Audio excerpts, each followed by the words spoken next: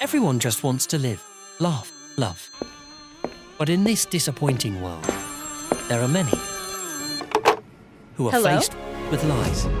My greatest life transformations have all occurred through heartbreak. Why did I get engaged when I didn't want to? I'll just wait till the right person comes, and then I'll just know. You won't, because you still don't honor all the information that your body gives you now. This is Live, Laugh, Lies.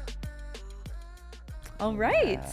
Mark Grove, welcome to Live, Laugh, Lies. We have some previous podcast episodes where people shared intimate details of their life, how they've kind of been betrayed, lied to, cheated on, a plethora of things. And a lot of our listeners and, myself included, have experienced things like that in our past or are currently experiencing it. So we're really excited to have you on and just pick your brain because you are a relationship expert, human connection specialist.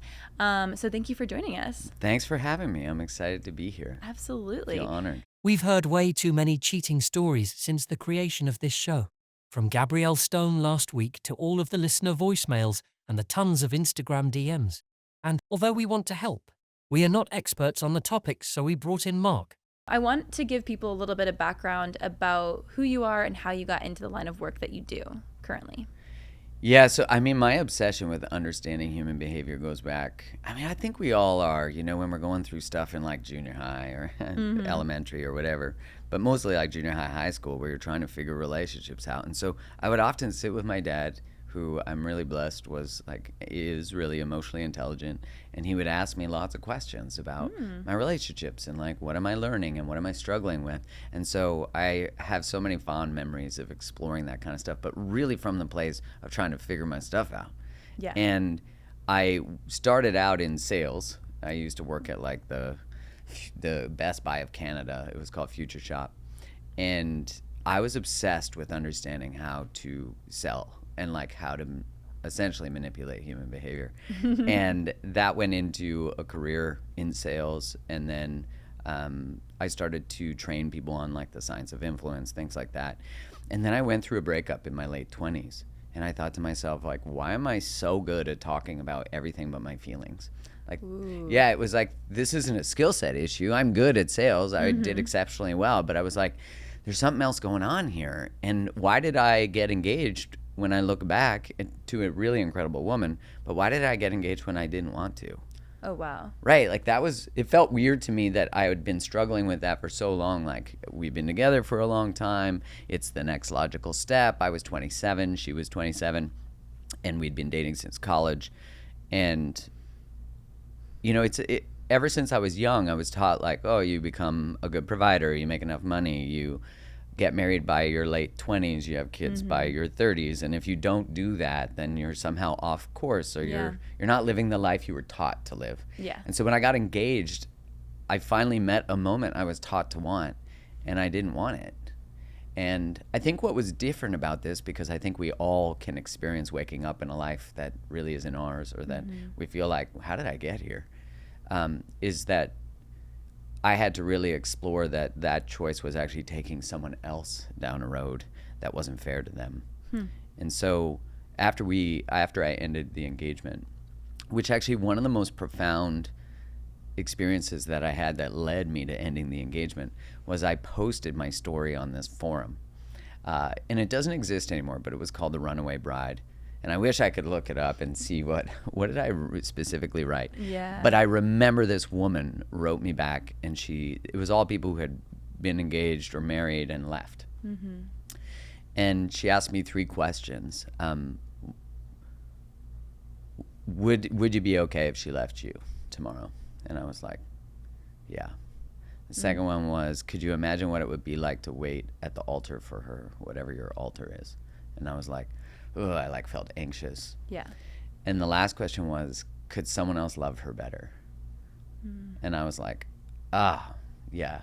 And like my exploration of my ambivalence was really centered around myself before that. Like, why am I afraid? What's wrong with me? But after that, it was like, of course, the follow-up to, can someone else love her better? And your answer is yes. The question is, do you want to? And I didn't want to. And I didn't know why. But I knew that wasn't fair to her. And so that led me on a journey of wanting to deeply understand human relationships for myself first. Oh, And then wow. I started to write about what I was learning, because I'm like, why is this not taught in school? This is Yeah. like literally the most important subject we will ever learn, and relationships are the most, your ability to be in successful relationships is the most predictive behavior of your quality of life and your health. Yeah. I'm like, what the hell? So It's- that's where it started. It's so wild how many statistics like come back to show like the life partner you choose determines so much in your life, whether it's So like much. financial status, career success, happiness, life longevity. There's so many stats that say like that person you choose is so important. So was there a book or was there something that kind of like brought you into that next step in studying human relationships that was like, okay, this is something that can be studied and applied and can help people? Was there something that you learned that put you into that next chapter of your life? Yeah, well, I was going through that transition time. I would always ask people who I was inspired by, what is the best book you've ever read that changed your life?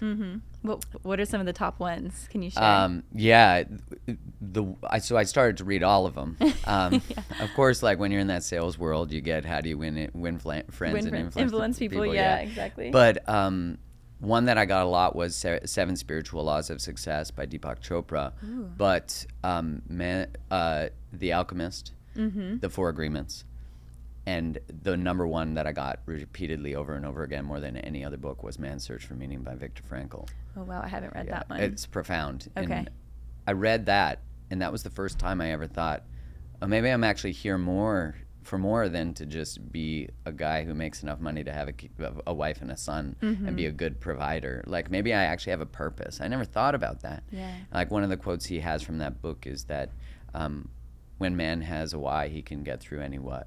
Oof. And I mean, that's probably paraphrasing, but yeah, that if you find something that matters to you, and what was true for me is that I started to see that love mattered enough to me that I was willing to look at myself, see things I didn't like, and actually change. And I think for all of us, breakups are the most potent opportunity for transformation. My greatest life transformations have all occurred through heartbreak. Yeah. And a lot of us don't realize that these are these potent moments that we could take things like grief and completely change our lives. Like it could be the moment where it's never again. Yeah. And that book really changed me. I started to read books like The History of Marriage that really had a profound effect of like, wait, this isn't what I was told.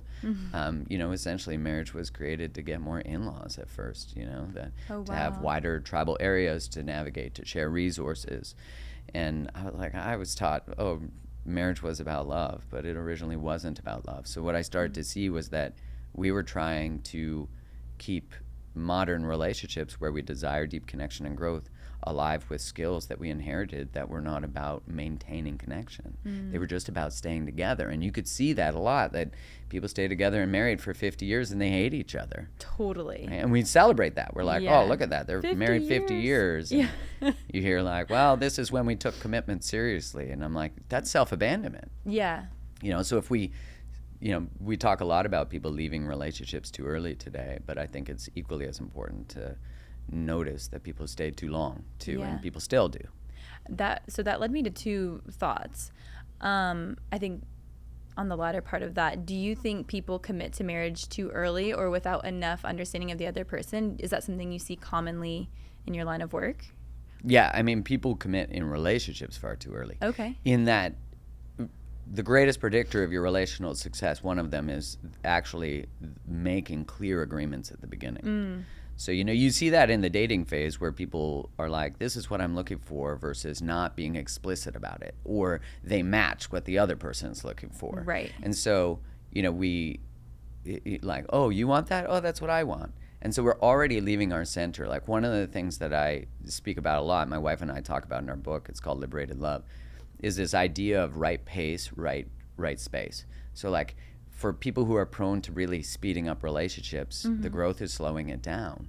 Because a lot of us, we live with this idea like, well, there's the one. And when I find the one, my soulmate, then life will be delicious and they'll finally understand me and everything will be great and I'll never have to learn anything about myself again. Yeah. And then you realize that, well, your soulmate is really about introducing you to your soul.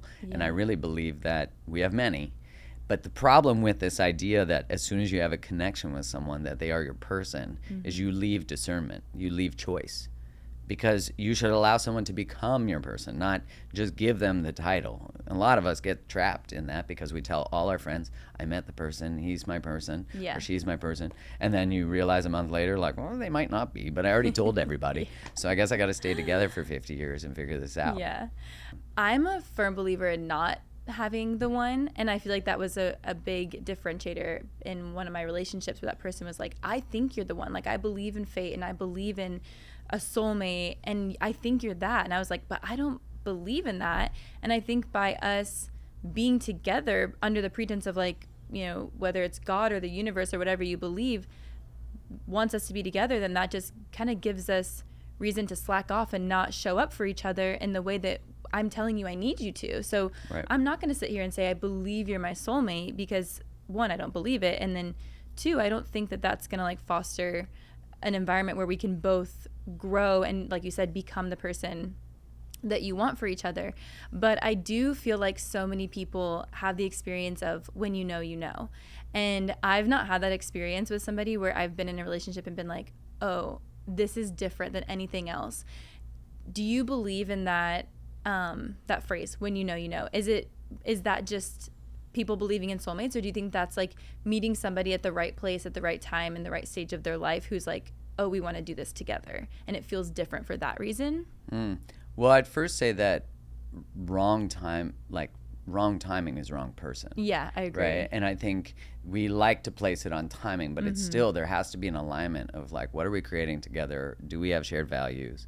Are we committed to growth, humility, curiosity, right? Like, if you want to be in it, I think any two people who are growth oriented and, like, willing to look at their stuff, which your relationship will always bring up your stuff. That's the gift of the relationship. Yeah. Like, really the friction you have in your partnerships, in your dating, and who you choose, those are all just offering you information to become a better person and to make better choices if we're willing to look at it. So when someone says, like, when you know, you know, well, the first thing I'll say is that if you've said that before and you've chosen toxic people, then I think you can say that you actually don't know when you think you know.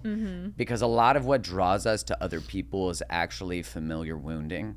So, you know, there's imago therapy, which is done by Harville Hendricks and Helen Hunt. It's a book called Getting the Love You Want, tremendous book. They talk about how the people that you are drawn to in relationship don't give you the thing that you did not receive as a child from one caregiver. So you might ask, like, what is something that I wanted most that I didn't get? And who was it with? And we often think, oh, you're attracted to your opposite sex parent. That's not true. You're attracted to people who tend to wound you in the same way that a parent wounded you. Okay. So what I see most of the time is people will be like, well, I wanted to feel like a priority. I wanted to feel understood. I wanted to feel safe. I wanted to feel loved. I wanted to feel like I could trust someone. And so what you see is they choose and are drawn to people who do not give them that. Yeah. And if you look at it from an unconscious perspective, we're really unconsciously pulling ourselves towards people to help us finally resolve that thing. Now, let's say, for example, I'm drawn to people who are unavailable. What can happen a lot, and I hear this a lot from people, where they're saying, well, I can't help who I have chemistry with, right? I'm sure you've heard that too before. Yeah. And I said, well, you know, that's interesting, because if your chemistry draws you to people who are not great, who are toxic, or whatever, then actually you need to insert choice between what your chemistry says and who you're choosing. Beautiful. Well, I love that. Well, and the idea that you can't help who your chemistry draws you towards, even in that language, is that there's not choice between chemistry and selection. And if you look, we're like primal beings, right? We'd like to pretend with our consciousness that we don't still have nervous systems and desires and all that kind of stuff. And so what happens a lot, especially when people are really drawn to, like, casual relationships, friends with benefits, again, not saying this is always true, but it's often true, is that the not being fully chosen gets treated, the pain of the rejection, the abandonment that we experience when we want more and they don't, right? That's a common pattern. Already what I'm doing is lowering what I desire to meet what someone will give me. So in doing that, I have to have the belief that I'm not worthy of what I choose, and I don't trust that I'm going to get it. So I have to lower my standard to have someone else meet it. So we actually lower our bar for other people instead of raising it and inviting them to meet us. So I'm still dating from a scarce perspective. Well, if I meet them where they're at, maybe they'll change and finally want me. Like we'll have enough sex and we'll do all the things and I'll be so good at it that they can't help but choose me. Right. But what ends up happening is the rejection and the abandonment gets treated with arousal.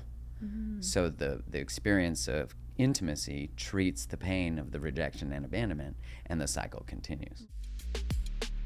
Shifting my wardrobe from summer to fall is always a challenge, but luckily Quince offers timeless and high quality items that I adore. Ensuring my wardrobe always stays fresh, but I don't blow the budget. Like cashmere sweaters for $50, pants for every occasion, washable silk tops, and so much more. The best part is that all items are priced 50 to 80% less than similar brands, and by partnering directly with the facilities, it cuts out the cost of a middleman and passes that savings on to us. Quince only works with factories that use safe, ethical, and responsible manufacturing practices in premium fabrics and finishes. I personally just love that. I just received 2 100% cotton tops from them. One is a basic white tee that is just perfect for dressing up, dressing down.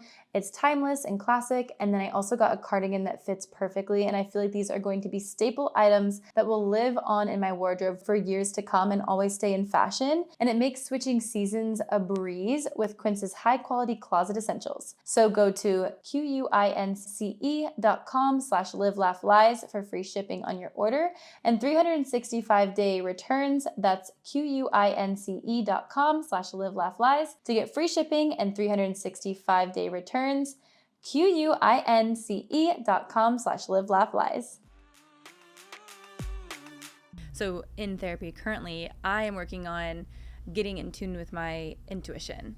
And I think that something a lot of people run into, and this is something I'm understanding, is that whether it's from relationship wounds or life or just not being in tune with that, like picking partners that don't align and don't make sense, is like being outside of your intuition. And so maybe these people saying like, oh, I'm attracted to this certain person because of the chemistry.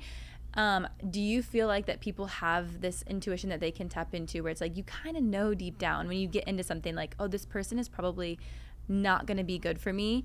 Or do you think that there's a difference between like some people just don't have that intuition, or is that something you think people can work on and grow and lean into and become more aligned with?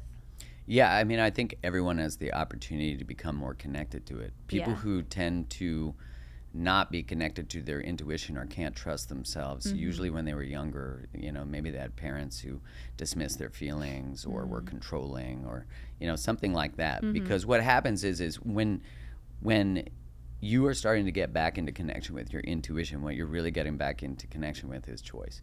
And the more that you can trust your own self-expression, which I'll get a little more into, but the more you can do that, the more you're connected to your body. So if I start to pursue a relationship with someone who's not aligned and I have that feeling that you're talking about, and if I'm working with someone and let's say they've been with someone for 3 years and this relationship's a disaster, and they're like, yeah, I like 6 months ago, I really knew I wanted to leave. And I'm like, let's go back to the very first moment that you can remember that you were like, because if you only go back 6 months, we're now at 2.5 years, right? Yeah. I'm almost positive that somewhere in your body, you actually knew way earlier. Right. I agree. Right. And I feel like people know that, but you ignore it or you don't trust yourself and you're like, Right. oh, but there's this, and this that make me believe that person could be the one or whatever. Yeah, so if you have ignored it, it's because somewhere along the line, you learned to ignore your intuition to survive. So maybe you didn't have access to choice because of something dramatic that happened. Maybe in your childhood, you just couldn't do that. Maybe you had a eruptive, reactive, alcoholic parent, an angry one, an abusive one. So what happens is we can't be in our body because it's not safe. So then when intuition goes, this is chaos, it's not a match, we're going, we've bypassed that. Yeah. So the way that you come back into choice, which is really fascinating, is like, if you can't say no to something, to someone, then actually your yes isn't clear. Ooh. So if you can't say no to people who aren't aligned, and we're talking like, even at the basis, as you get more clear with this, someone who's just off a bit, if you can't say no, if you have people in your life who want more from you and you don't want that, but yet you keep them as friends and there's like a lack of clarity. You keep people in your life who you want more from and they don't want it, and there's a lack of clarity. It's like you're still not saying no. Yeah. And if and what I've heard people say in those circumstances, because those circumstances are very common, is they'll say, well, I'll just wait till the right person comes and then I'll just know. And I'm like, you won't, because you still don't honor all the information that your body gives you now. Oh, that's such a good statement. You don't honor the information your body gives you now. That is so good. And so like most of us are actually not paying attention to the actual feelings we have that say our choices are not good. You know, if we use the term self-love a lot, right? Like, oh, just have bubble baths and like meditate and do breath work. And all those things are great, but you can never drink enough green juice to fix a lack of alignment with your values. You can never, ever. There's not enough coal plunging in the world to fix selling out your integrity. Yeah. And That's fair. If you place relationships ahead of yourself, if choosing someone else is not synonymous with choosing you, then you're not in an aligned relationship. Everything has to be synonymous with you honoring you. And if you can't trust yourself to choose what is best for you, which really starts with, like, what are you eating? Do you have good boundaries? Do you have, what's your relationship to your body? They all are the same thing. So when you're coaching somebody who's like starting a relationship or getting back out into dating or something like that, do you kind of have non-negotiables that you have them establish or figure out before they get into dating someone new? Do you believe in that? Do you believe in having like this moral compass that you have fully explored and you know all these things, like, okay, these are my non-negotiables, and if this person can't meet them within the first 30 days or 3 dates or whatever it is, do you tell your clients to walk away from somebody if it's just not aligned? First off, I let clients decide everything. Because what that does is, because what can happen a lot in any relationship with anyone who's supporting someone is the externalization of our authority. So they're like, what should I do? And I'm like, nope. This is on you. Yeah, because I want them to know that they know. Like, Absolutely. I don't know. They know. They know better for them than I know for them. And that's often like a patriarchal wound too. Like, the man knows better, or the man in power, or the man, right? So it's like, how do you actually restore your own power? Because that's about being able to self-express. So yeah, you have to get very clear on what you actually want. And you have to get very clear on what your deal breakers are. Deal breakers are not negotiable. Like, and those are usually things like drugs, not drugs, alcohol, not alcohol, kids, not kids, married, not married, when to have those things. All those tend to be kind of the things we oscillate our non-negotiables around. What, evolutionarily, this is just important to understand. Women tend to be more flexible with their non-negotiables because, if you think about it, there was more of an evolutionary requirement for relationships. So like, when a woman gets pregnant, she's more vulnerable for 40 weeks. So there was a need to maybe like compromise things to keep someone around to be safe. Yeah.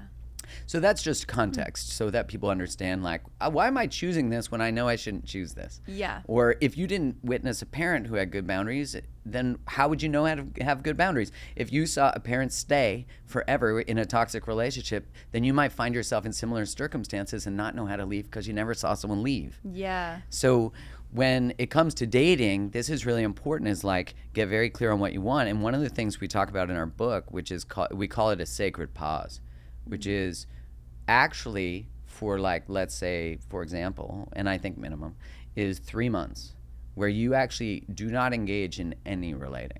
No sexting, no texting, no Tinder, no Bumble, no anything. So 3 months of when you're dating one person. Not dating anybody. Oh, not dating Zero anyone. dating. Gotcha. Zero relating. Cool. And the reason is because in order to transform your relationship to the thing that makes you sell out yourself or self-abandon or not have access to your voice, we have to take you out of a relationship with it so you can develop a self. Like, actually figure out who you are without the male gaze, without the thirst traps, without all those types of things, where you're actually not engaged with any of it, so you can really discover what you actually want.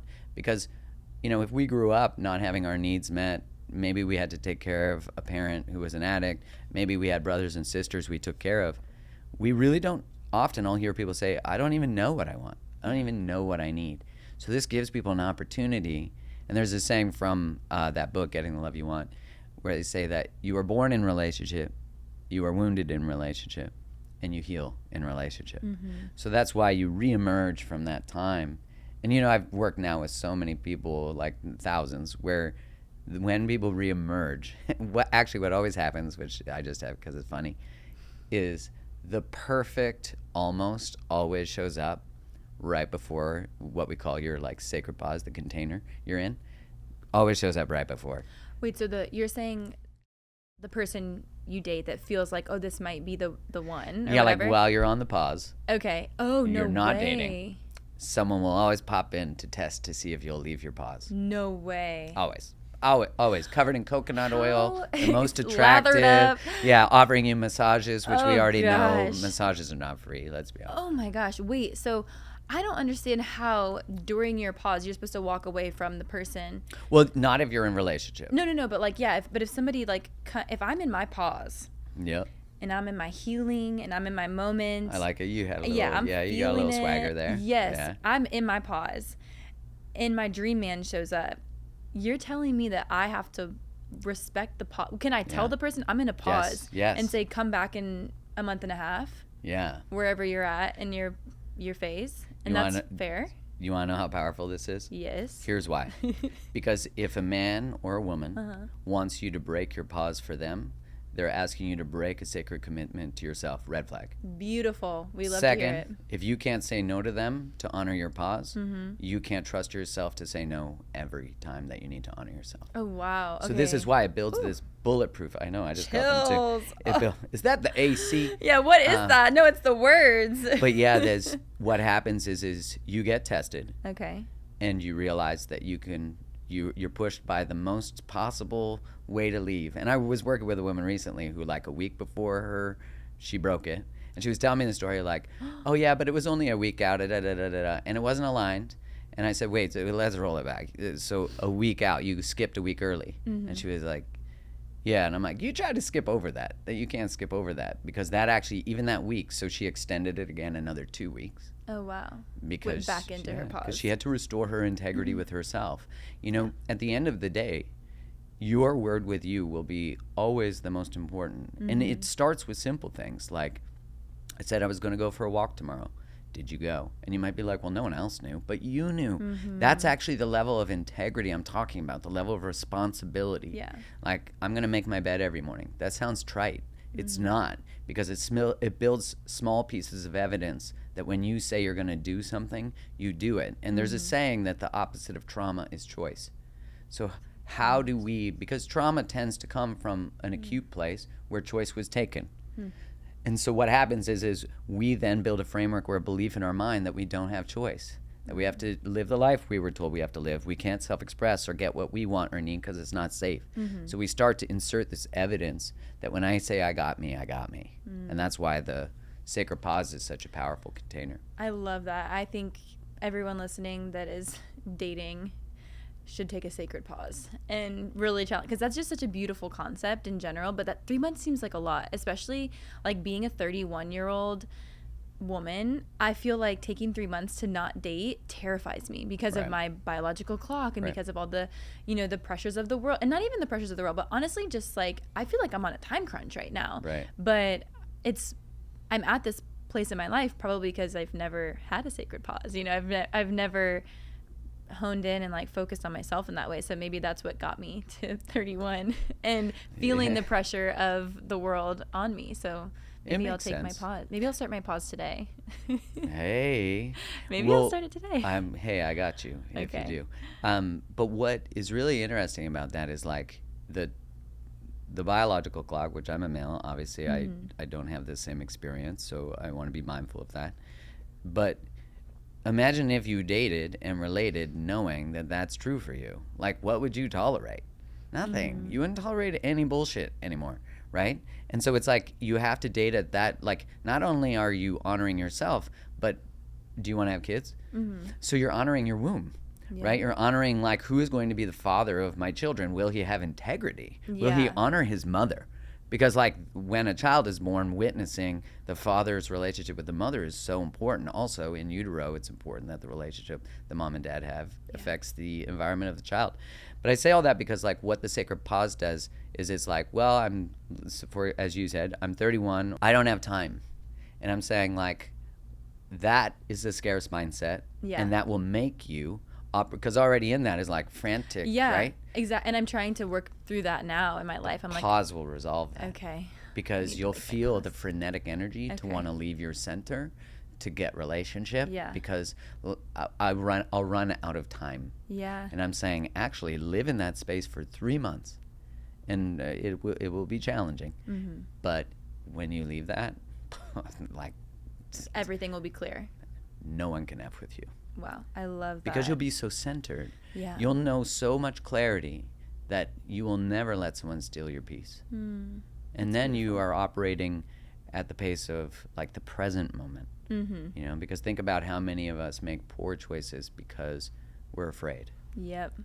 Like, or we're afraid about, like, look at how many people will make bad choices because of fear about the economy, or fear about money, fear Right. about, and not negating that those things are real, not negating biological clocks exist. Mm-hmm.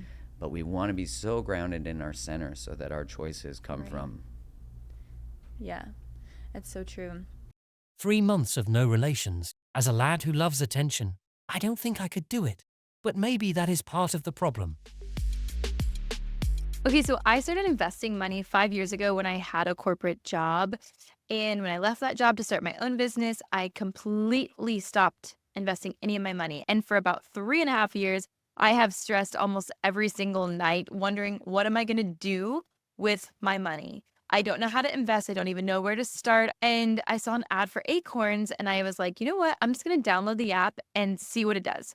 They made it so easy, and it's alleviated so much of my anxiety and stress about money, just knowing that I'm investing in my future and investing in my finances. Acorns pairs you with experts to build out a specific portfolio for your needs. For me, basically, I just selected a amount of money that I was willing to part with every single week, and every week they just take it right from my checking account and invest it. And I don't even see it go. I don't even notice it. It's like they literally make it so easy, and you can choose a safe amount that works for you and works for your budget. Acorns makes it easy to start automatically saving and investing for your future. You don't need a lot of money or expertise to invest in Acorns. In fact, you can get started with just your spare change. Acorns recommends an expert-built portfolio that fits you and your money goals, and then automatically invest your money for you. Literally so easy. Head to acorns.com/live-laugh-lies or download the Acorns app to start saving and investing in your future today. This is a paid non-client endorsement. Compensation provides incentive to positively promote Acorns. Investing involves risk. Acorns Advertisers LLC is an SEC registered investment advertiser. View important disclosure at acorns.com/live-laugh-lies. You lose weight, it comes back. You lose weight again, and it comes back again. If this cycle sounds familiar to you, I want to share with you guys there is a more sustainable way for weight loss, and I'm going to talk a little bit about it as one of the sponsors of our show. I'm sure you guys have already heard of like Ozempic and these weight loss drugs that people are trying so hard to get their hands on. You've probably heard there's also a shortage of these drugs, and it's been really frustrating for people who really want to lose weight, really need to lose weight. Ro makes it possible to access GLP-1s and start your journey ASAP. Through Ro, you can access prescription compound GLP-1s with the same weight loss ingredients as brand name GLP-1s at a fraction of the cost. You can see if you qualify from the comfort of your own home. This means no scheduling a doctor's appointment, no commute to the doctor's office, and no waiting rooms. If prescribed, your medication ships directly to you in 1 to 4 days. Go to ro.co/live-laugh-lies. Memberships start at $99 for your first month. Medication costs are separate. That's ro.co/live-laugh-lies. Go to ro.co/safety for black box warning and full safety information. Compounded medication is not required to and does not receive FDA review or approval. RX only. I wanted to ask you, people that find themselves in relationships where maybe they didn't get into the relationship with their non-negotiables up front. They got into the relationship, they accepted things that they either weren't okay with, but then they find themselves like deep in this relationship with somebody where they really love them and they want to be with that person, but they know that that person is not showing up in the way that they believe they deserve. But you're already too deep and you're like, but I love them. I want to spend my life with them, but they're not benefiting me. They're not making me a better person. They're not, rising to the occasion to be the better person I need them to be, but I can't leave them. What do you say to those people? Like, how do you coach them through that experience, and like, can that relationship be salvaged, or is it generally true that they have to walk away to find what they really want? Well, first off is getting right with the belief that they can leave them. The language that we can't is going to cause us to settle. So you have choice. It doesn't mean you have to. It just means you have to acknowledge that you can. Because then if you can, now can we actually get right with reality?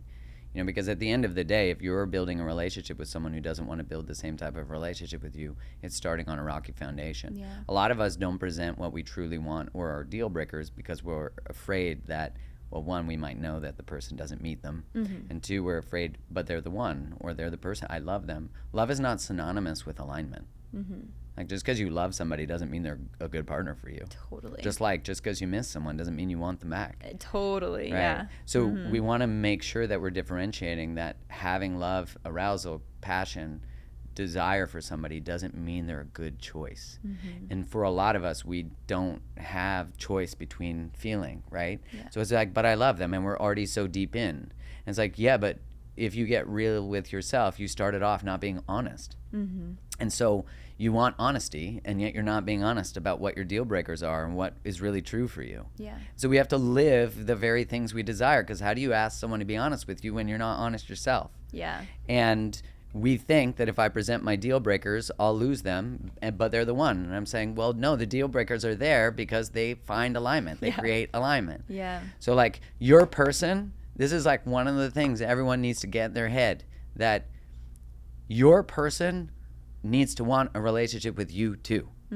Like, just if you like someone and they don't want to create what you want to create, they're not your person. Yeah. And if someone is not aligned with your deal breakers, they're not your person.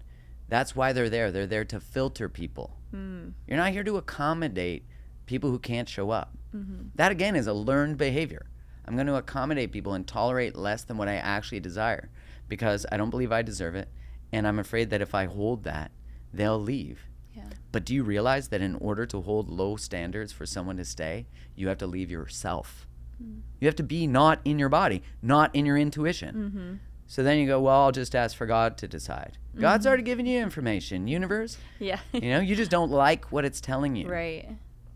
I think that answer your question. That does. I guess my only thing a little bit deeper is, like, if somebody's in that position right now, like, do you think, like, what is an activation or like a step they can take? Like, my brain is thinking, like, okay, make a list of what is aligned, and then have that conversation with your partner. Like, is that like an action step that you would recommend, like, for somebody right now who's in the middle of that and who's like, I love this person, it's not aligned? Make the list and then approach your partner and be like, this is really what I want, and see if your partner is down to make that happen. And then it's like, is it like, do you go to couples therapy, or do you try to work on it together? Like, what would you recommend for that next step for them? Yeah, like, I mean, ideally it'd be great if you could get a coach or a therapist who works with couples who can navigate that with you, because that, for a lot of people who are afraid to bring what they want to a partner, they're afraid, and so they need a therapist or someone to help balance the power in that. Although I'd say the power differential, or the fear, is already like some evidence that there's like a fear of actually asking for what you desire. Gotcha. Which doesn't mean the other person won't meet it, because then we live in the story they can't, but we never bring it to them. So then we live in the wound. They won't meet my needs, and they won't hear me out, but we never share it. Right. So we never give them the opportunity. That can happen. So what you said is great. It's like what I would present to the person, and this is not too much, by the way. This is, if someone wants to build a relationship with you, this is a really realistic conversation. Is to say, hey, I'd love to have dinner, have a date night, and before we have dinner, I heard of this really cool exercise that I'd love to do with you, that we both write out what do we want to create in our relationship, and then at dinner we exchange it and read it out loud. Love that. And then what that does, and my friends who have this thing they do every year, they've been married now 15 years, they call it the annual general meeting, their AGM. That's cute. Yeah, and they go on like a weekend trip and have dinner. And, I love that. yeah, and so they write out what are our goals individually and together, and how do we use the relationship as a vehicle to meet those. Love that. And so they align, they do it every 6 months. Beautiful. Yeah. And an excuse to take a trip. Right. Love And go on a date Yeah. and like Invest in find your time. relationship. Yeah. It's beautiful. At the basis of all our relationship needs, like at the basis of everything, is you're always asking the question, am I safe? And the second question is, am I safe to be me? You know, it's not, I mean, it's ironic, of course, because like the greatest predictor of a healthy corporate culture is psychological safety. So it's like human relationships need to know, am I safe, and am I safe to be who I am? And if I'm not safe to be who I am, like if me being me threatens the relationship, I won't be me. Yeah. But our relationships can actually be the place where all of us comes alive, because we learn in our families, our cultures, often to shut off parts of ourselves. You're too much, you're too emotional, you're too sensitive, you're too this, you're too that. And it's like, imagine if our relationship is actually the place, through the wounds we have, through the frictions we have, that it actually allows us to come fully alive. Wow. Is there anything Mark says that isn't profound? While we have him here, let's see how he would handle these red flag situations that were submitted. We know that you're an expert, so we wanted to give you a little bit more time to explain some of these things. I think they're mostly red flags that we have written down. Maybe you could just give us an explanation as to why this person is doing this or what it could mean. Emotional distance, less communication, affection, or engagement in the relationship. So that would be, if people want to learn about it, that would be more of an avoidance style of attachment. Okay. So attachment is essentially how we connect to people. It's a radar that's always going off, assessing the safety and security of a relationship. It's originally from research that looked at how moms and kids bonded. And so what they did was they would have the mother leave the room and come back, and they'd look at how the child responded to the mom leaving and coming back. First one, mom leaves, mom comes back, baby's crying, reunites with mom, doesn't leave her side. That's anxious attachment. I'm afraid that when you leave, you don't come back. Second one, mom leaves, mom comes back, baby reunites with mom, goes back to playing, trusts mom. That's secure attachment. Mom leaves, mom comes back, baby's like, I didn't even notice you were gone. That's avoidance, because what's going on in that baby is physiologically they're acting like the first one. They're just not expressing it. Oh. So they're detached from the experience. Now, men tend to be more avoidant and women tend to be more anxious. Again, these are just like spectrums. Yeah. And the way that you attach relationally is not a destiny. You can change it. In our book, we talk about it. It's becoming earned secure. So you actually learn how to become secure. The reason it's easy to pivot between the two too, and that's disorganized attachment, is like, let's say you really like someone and you're pursuing, and then all of a sudden they're like, I like you back, and you're like, nah, that's not into this now. That's called disorganized. So what happens is you can pivot between insecure attachment styles, but you're not becoming secure. Okay. Make sense? So secure is the goal. Yeah, secure is the goal. So secure is, my partner's needs matter as much as my own. My partner's needs matter more than my own is anxious. My partner's needs matter less than my own is avoidance. Beautiful. I love that explanation. And the way that I teach people about this isn't about your relationship to the other person. It's about your relationship to space. So for people who are anxious, they have a hard time with space because it means that too much space, they might leave. For people who are avoidant, not enough space, I don't have my own self. I might lose freedom. myself. So someone who's less communicative, it might just be their style too, but we don't want to make excuses for people. But if their communication changes and they start to fall off, then we know there's a behavior change, right? So then maybe they're becoming less interested. They're not expressing something. What was the other parts of that? It was affection or engagement in the relationship. I mean, if there's a change in behavior and there's less engagement, less affection, and less communication, create clarity. Like 100%. That's definitely an orange flag. And for someone who's even asking that type of question, they know. They know something's wrong. Yeah, but it requires us going and getting the information. We want to study and figure out, how do I understand them so I can rationalize their behavior? Instead of being like, well, this is pretty obvious. There's been a change. My body's going like, this doesn't feel safe. Yeah.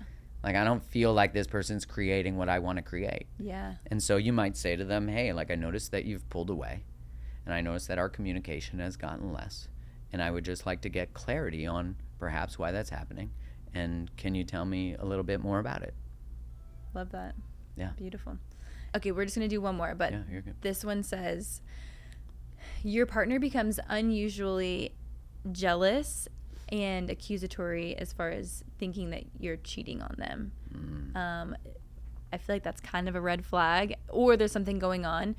Well, my first thought is that when someone becomes like that, just like out of nowhere, they're usually afraid you're doing what they're doing. That can be one. The other side is that You know, a lot of the times things like jealousy that come up, which can be a natural behavior, Yeah. is actually because there's unresolved trust issues. So it becomes about something like a text or something like a Instagram thing, Yeah. a behavior, like liking a picture, but it's actually about, at the basis, there's a lack of trust. So what I would inquire is, hey, I noticed that you've gotten more jealous. I've noticed that you've been more reactive to my interactions with blah, blah, blah, and blah, blah, blah. This didn't occur before. So I'd just like to get some clarity on what's actually going on for you. Like, what's the fear at the basis of this?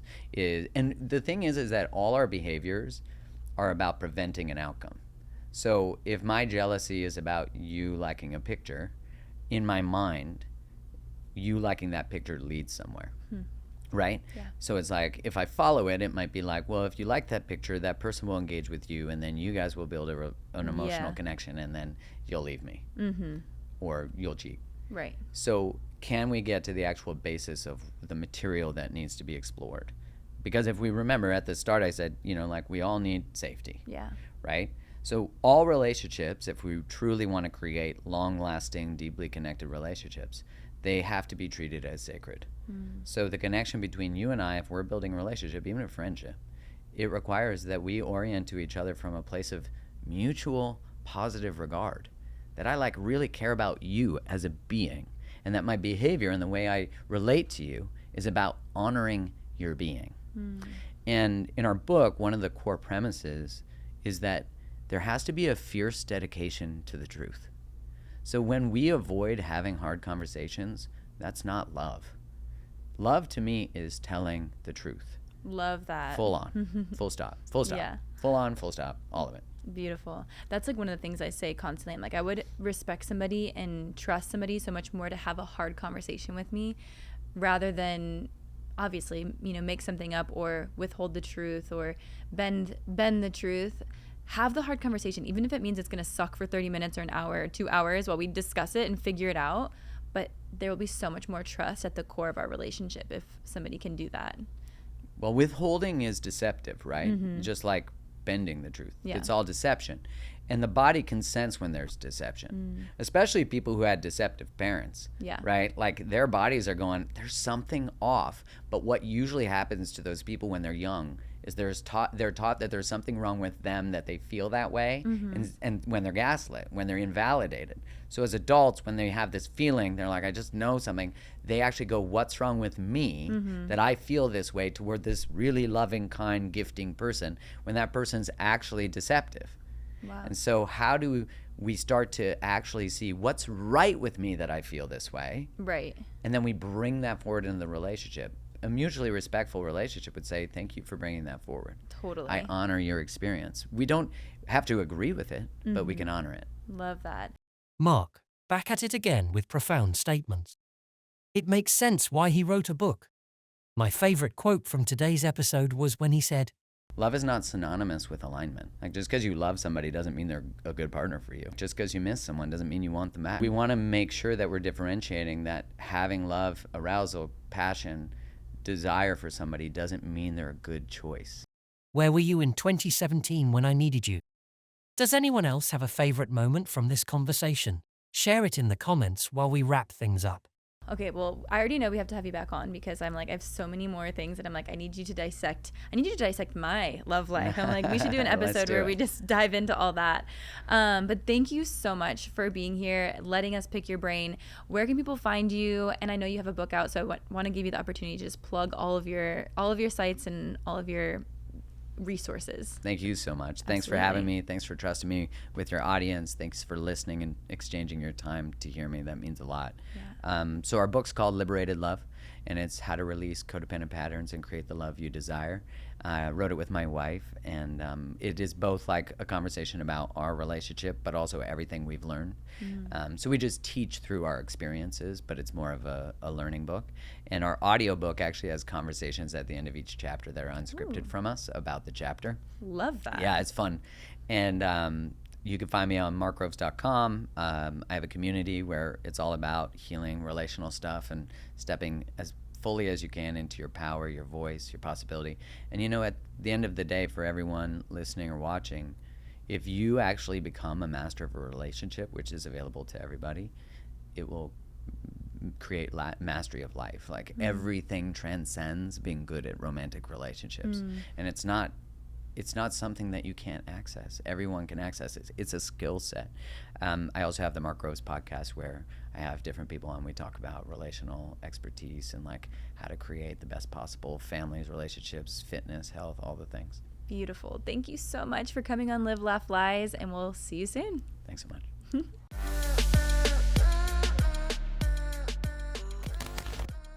This podcast has been brought to you by Podcast Nation.